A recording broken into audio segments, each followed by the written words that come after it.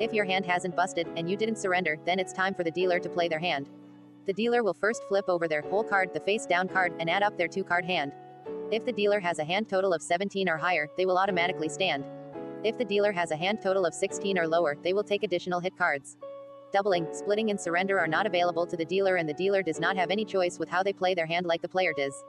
The dealer must play their hand the same way every time. The only exception is when the dealer has a 17 that consists of an ace and a 6.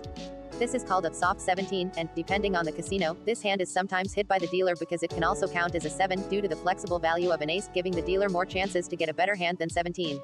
This gives the casino a bigger advantage than if the dealer stands on all 17s. Whether or not the dealer will hit a soft 17 will usually be prominently displayed in text onto the felt, so you know how to expect the dealer to play their hand. Again, dealers do not have the option to deviate from the rules set by the casino. Payouts. Okay, so you're done playing your hand and the dealer is done playing their hand according to the restrictions above. One of two things will happen.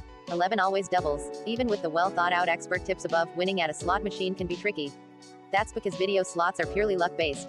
As such, there is almost nothing players can do to tilt the outcome in their favor. So, lower your expectations. Meanwhile, Europe leads the pack with a global market share of 57.2%. The US, which has been lukewarm about mobile gambling, is catching up too, with a $15 billion market share.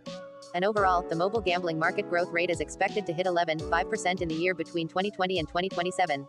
Fair games. This should be covered as part of licensing but is something to be aware of nonetheless. Look out for a certificate from ICAGRA, which is the industry fairness watchdog. While not a requirement, a seal of approval from this highly respected company provides an additional layer of trust. If you really think your uncle wins, ask to see his bookkeeping. The problem is that gamblers usually talk about their wins, and for deep psychological reasons, they tend to forget to mention their losses. I don't say this to be unkind, but it's the truth.